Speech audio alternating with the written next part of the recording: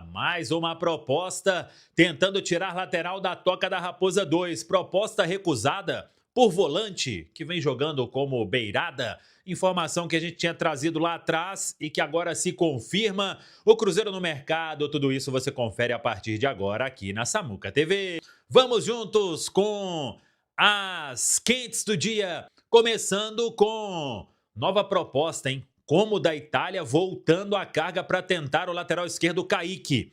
Já tinha uma proposta do Betis, que os valores não agradaram. Tem uma nova proposta na mesa do Como da Itália. E aí, vamos acompanhar. O que a gente tem de informação é que essa proposta, ela melhora as condições em relação àquela última, que a negociação quase aconteceu lá no início do ano, 10 milhões fixos, mais 2 em bônus, mas ainda não tem um martelo batido. Acho que se uma proposta alcançar 15 milhões de euros, o Kaique será negociado.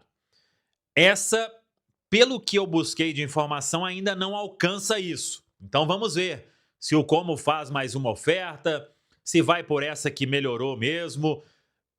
A informação é que o Cruzeiro aguarda uma nova rodada aí desses clubes e vai com uma certa tranquilidade para ver se as condições melhoram.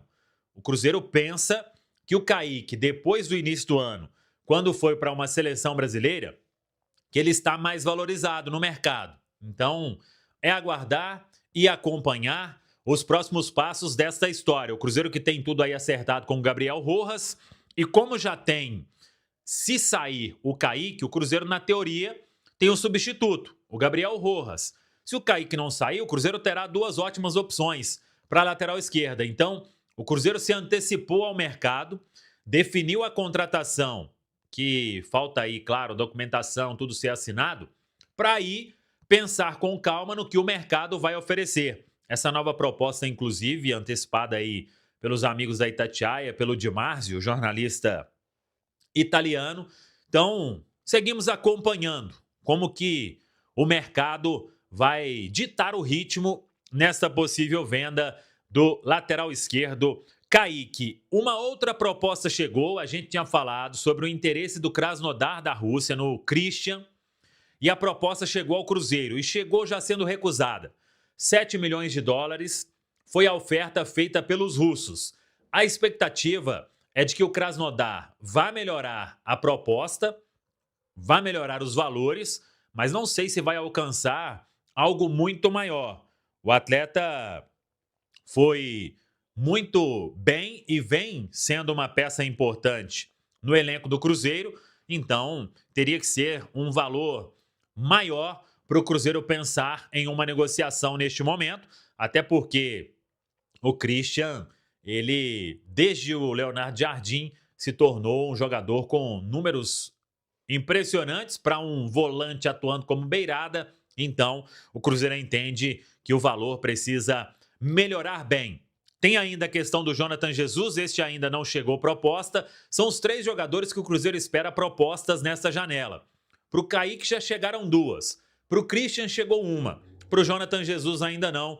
Vamos seguir acompanhando. O Cruzeiro que não vai fazer, se for fazer, apenas saída no elenco. Claro que o Cruzeiro vai buscar mais contratação. Já tem o Gabriel Rojas aí tudo muito adiantado, faltando a papelada ficar pronta e a diretoria trabalhando em outras peças, inclusive a situação do atacante Gabriel Peck, nome que a gente antecipou na semana passada. Sobre nova investida do Como da Itália pelo Kaique.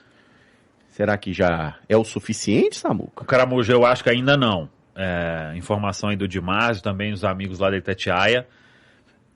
O seguinte, o que eu tenho de informação é que a proposta do Como, ela é bem melhor em relação à do Betis, e ela melhora um pouco em relação a que o Como quase levou o Kaique.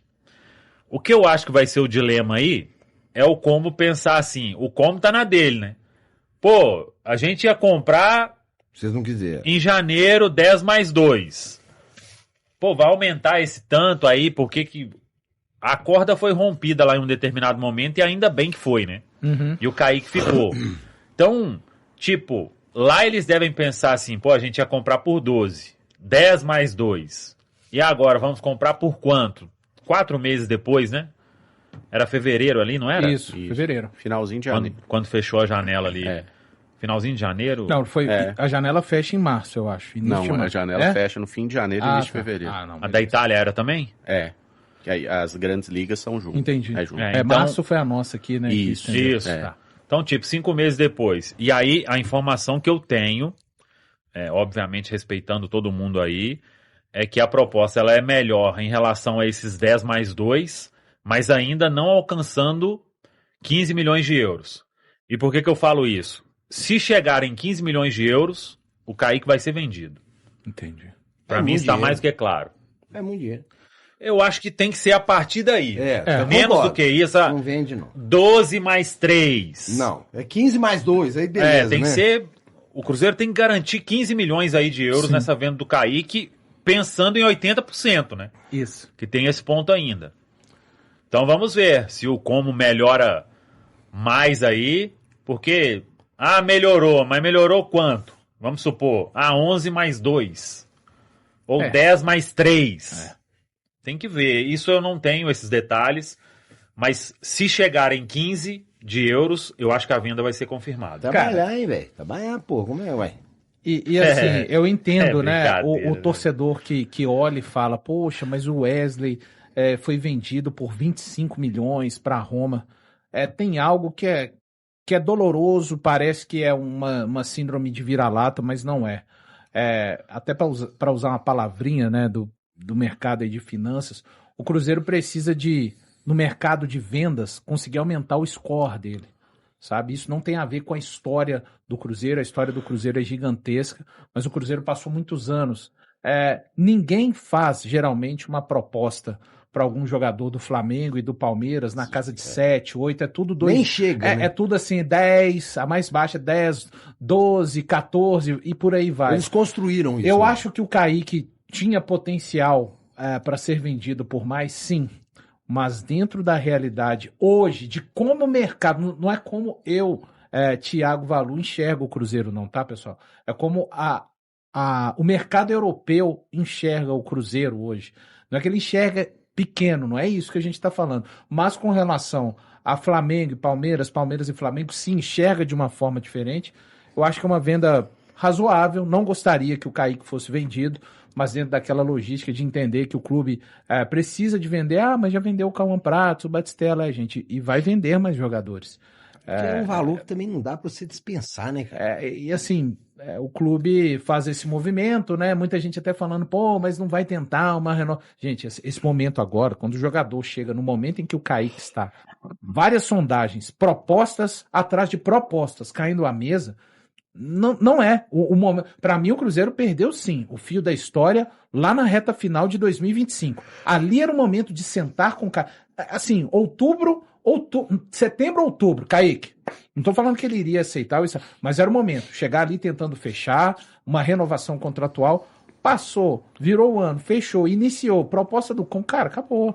Ali depois do fechamento da primeira janela, eu já ainda acho que talvez o movimento de rebote, Caramujo, que vieram as renovações de contratação de Gerson, renovação de Caio, renovação de Matheus Pereira, talvez fosse o momento, né, gente? Respeitando as finanças, quem controla o Cruzeiro é o Pedro Lourenço, enfim, mas o último momento que a gente perdeu, para mim, o fio da história para uma renovação com o Kaique foi aquele. Não acho que vai acontecer mais. Eu acho que ainda tinha uma oportunidade ali em fevereiro. A hora que essa negociação com o Como não deu logo certo.